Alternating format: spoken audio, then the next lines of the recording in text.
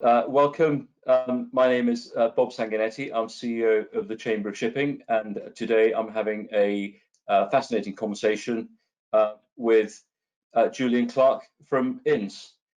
Julian needs little introduction. He joined Ince recently as the firm's senior partner with global responsibility for Ince's practice sectors and client base.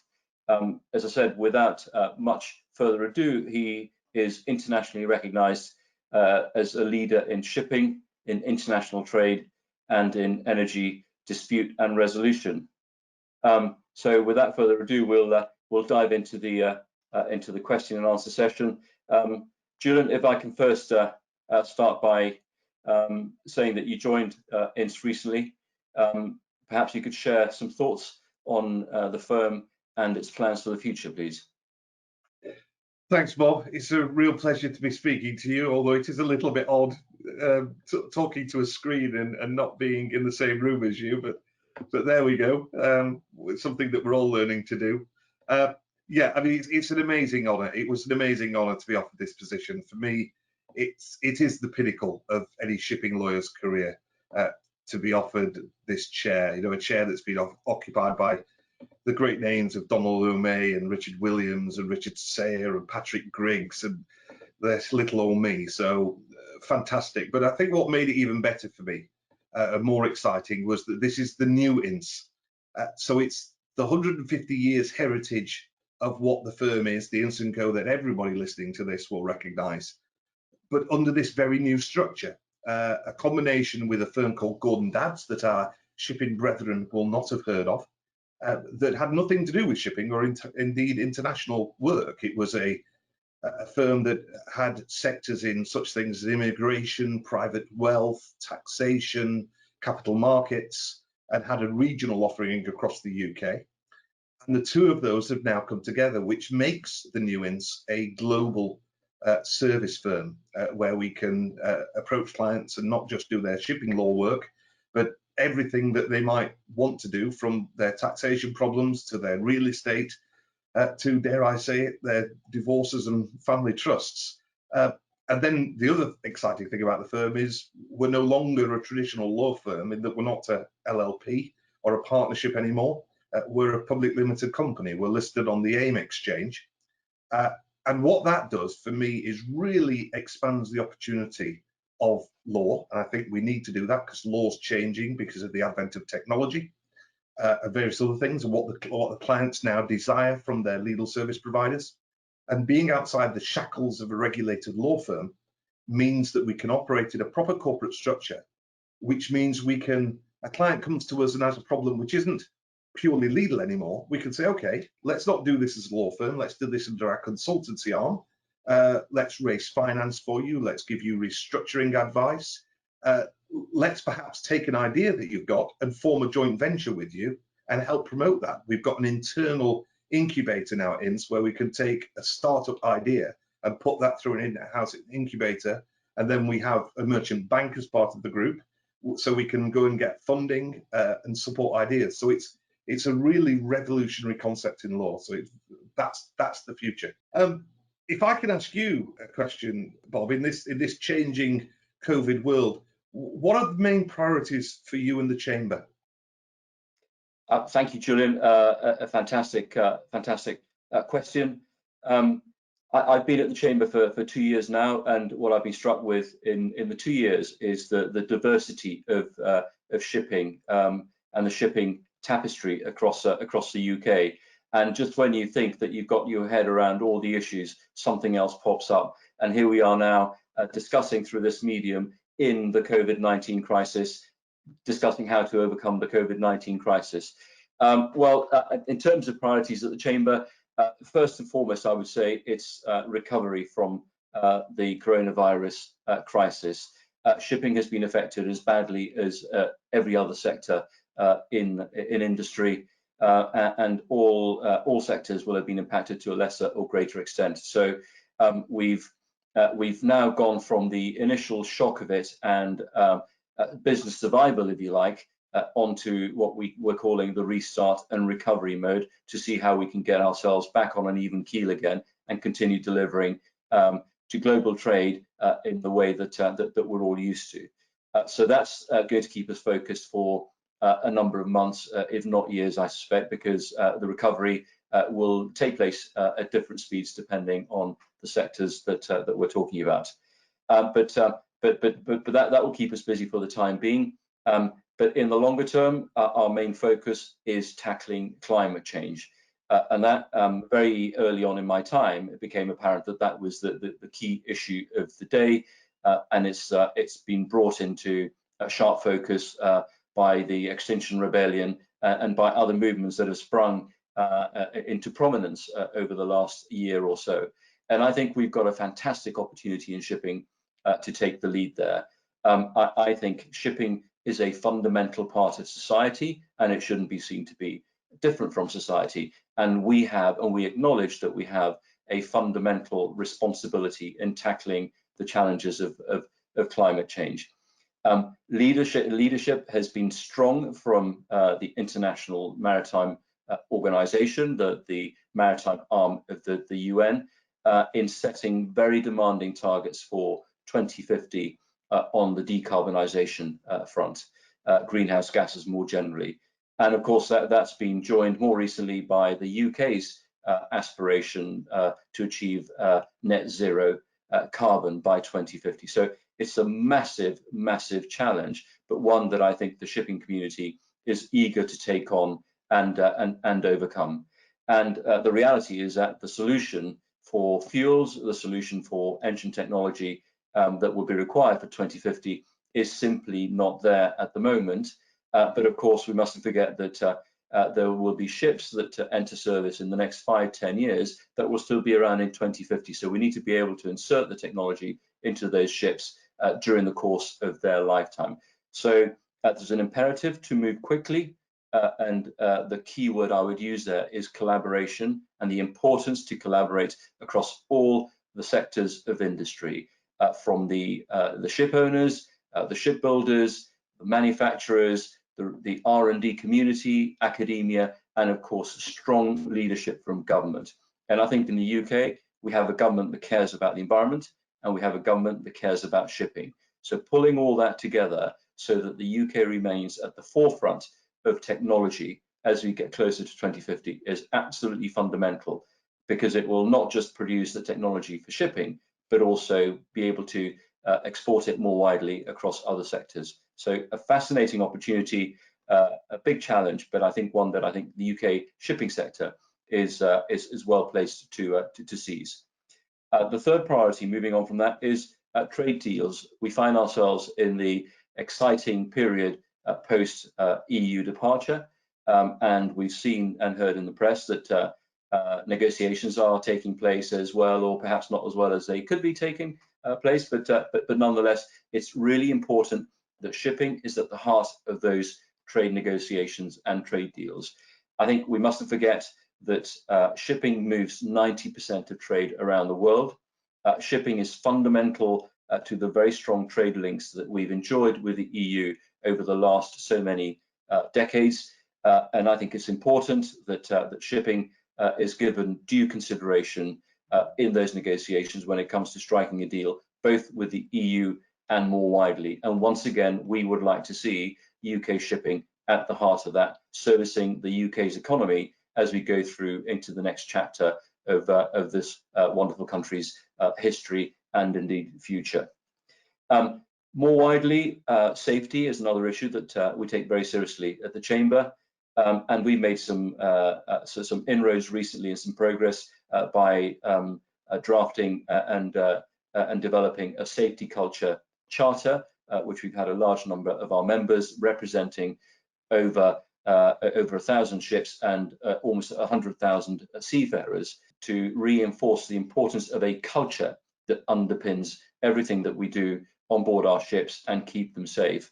And we made some progress over the years, but I think there's still, we'd acknowledge, a lot more to achieve.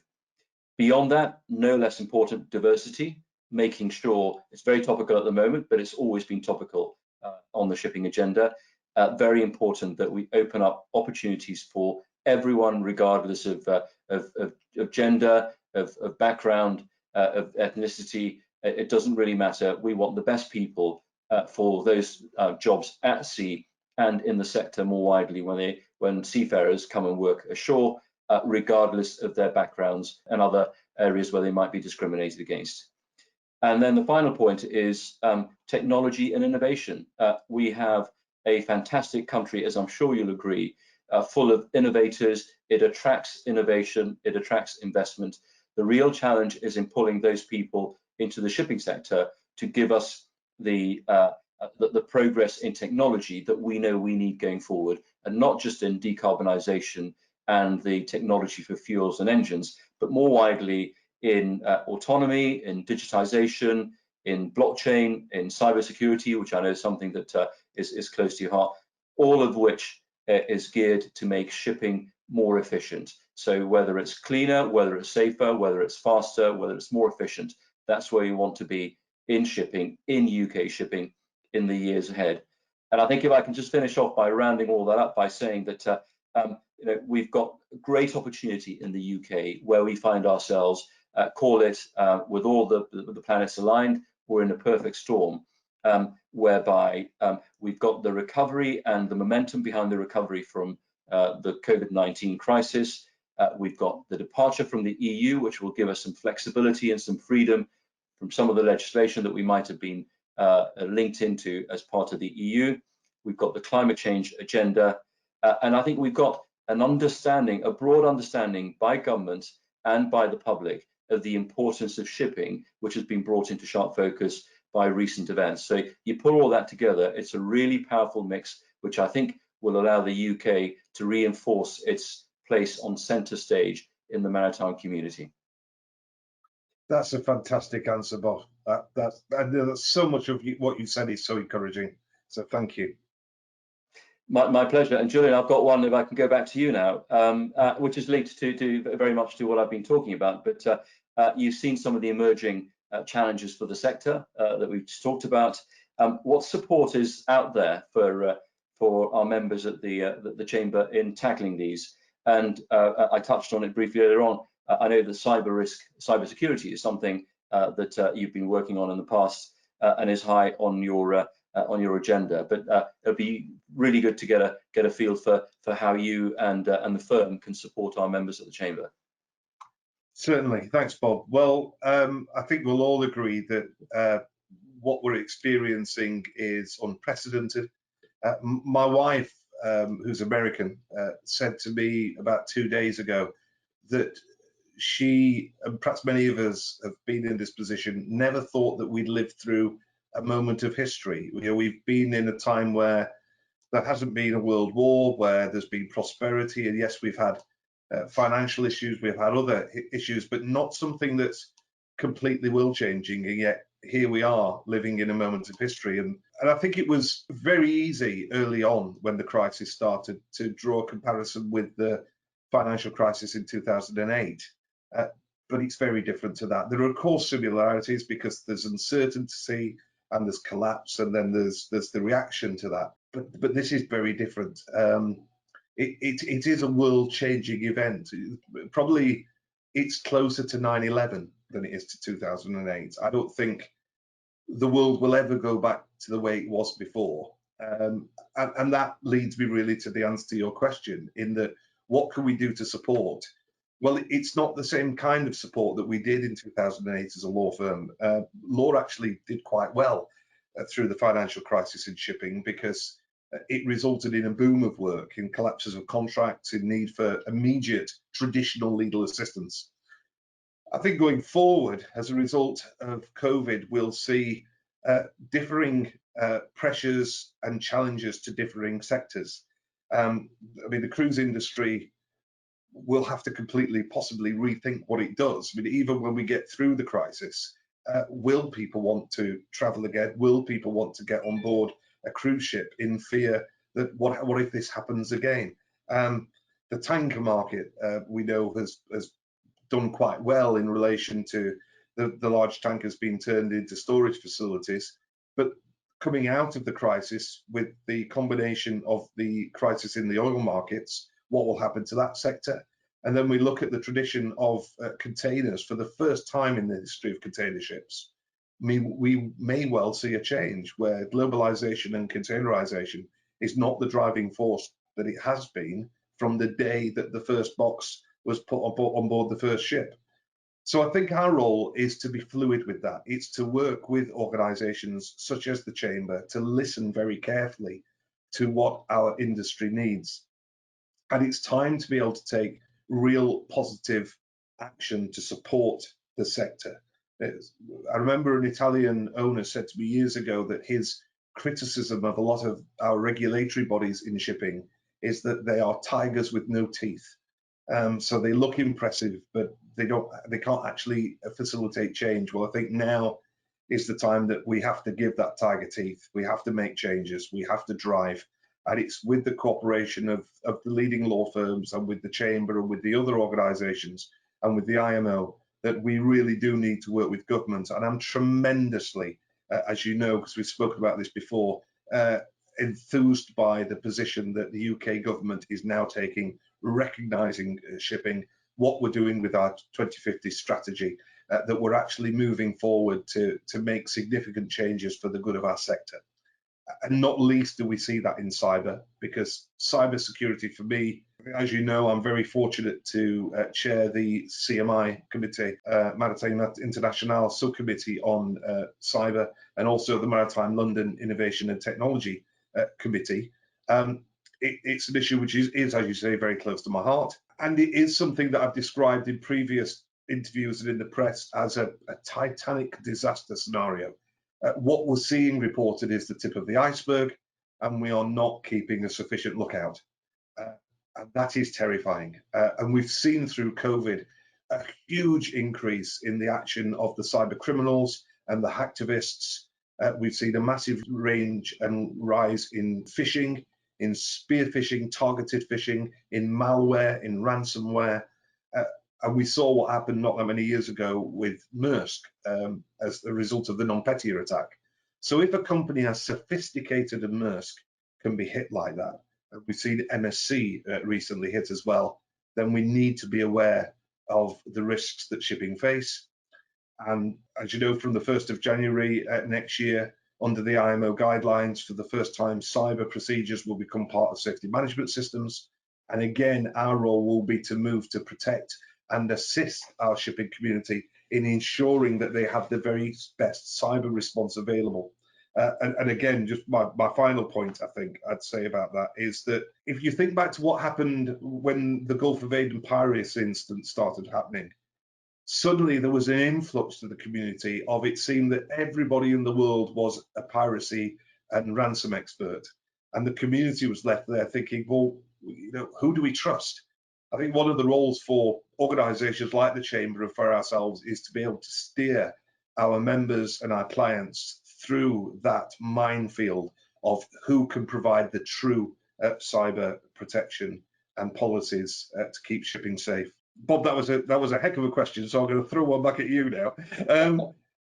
The pandemic, we've said, has obviously affected the sector hugely, and we could talk about this for hours probably, but if you had to pick, you know, one or two single issues or the biggest issue that's faced the Chamber and your members, what would that be? I would say it's the people.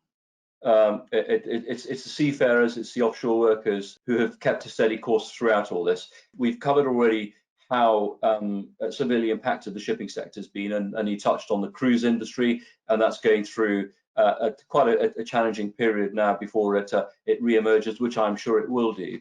The ferry sector a little bit closer to home with the loss of the ferry passenger part of that and a reduction in freight. That's been quite challenging as well. But the UK government's been very supportive in making sure the critical routes are given a little bit of support to weather the storm. We've seen the impact of on the offshore sector as well as a result of the drop in oil prices, and of course a huge dip in demand, which has led to the shipping, but both tanker and dry cargo patterns ebb and flow over the last 3 months. But throughout all that, you know, shipping has been flexible, and ships have continued to ply the waters and transport their trades from A to B. But but it's only been as a result of the flexibility and the strength and the commitment of the people. And it is shocking that we find ourselves now almost 4 months from the start of the crisis, with a small percentage of those seafarers who would have ordinarily expected to have been flown home to their loved ones and be replaced by those who at the moment are sitting at home and in some cases not being paid, to the tune of over 250,000 seafarers now stuck on their ships, unable to get home. And I think it's absolutely bizarre that there seems to be more interest in setting up air bridges and travel corridors so that we can take our holidays than there is on getting these hundreds of thousands of seafarers back to their loved ones so they can carry on with their lives and be replaced by others. I think it's been very heartening that the UK has been very forward-leaning in this on this front, and in classing seafarers and offshore workers as key workers right at the start of the crisis, and encouraging other countries to do the same, adopting the IMO protocols on crew changes as well, and now we see a ministerial-led virtual summit that will take place next week, where these sorts of issues can be discussed, and hopefully we'll see some progress take place more widely. But I would forever sing the praises of the unsung heroes of global trade, the men and women who are out there doing a job often in unpleasant and hazardous conditions, and they've ensured that our supermarket shelves remain stocked, and that our manufacturers and other companies, as they come back online as we emerge from COVID-19, have their component parts arriving on time so they can produce what they need to produce and get the economy going again. So that would be, I think, my underlining issue, the importance of people and the need to look after these people. I've got another one for you, if I might. I know that you've got a passion for seafarers, and you do a fair bit of work for seafarer-related charities. I just wonder if you can give us a little bit more information about your recent campaign to support seafarers, particularly those impacted on by COVID-19. Thanks, Bob.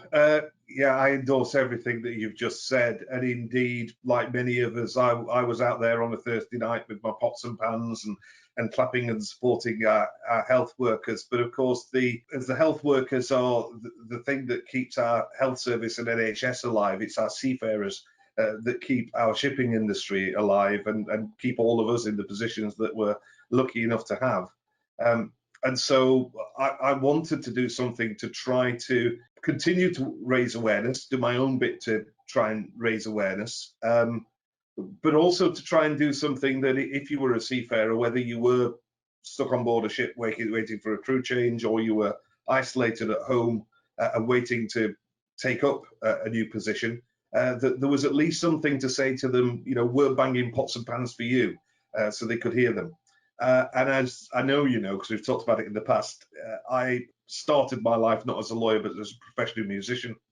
And I've continued to do that in and off throughout my legal career. And a couple of years ago, when I was in Singapore, the Singapore Shipowners Association asked if I could compose a song for their annual dinner. And the only remit I got was they didn't want anything classical. They wanted something a little bit sing-along. They wanted something that was about shipping, and they wanted something about seafarers. So I wrote this song called From the Sea I'll Come Home, put in the middle of it an old rigging chant, a sea shanty, a sing-along sea shanty, and I performed it at the annual dinner in Singapore.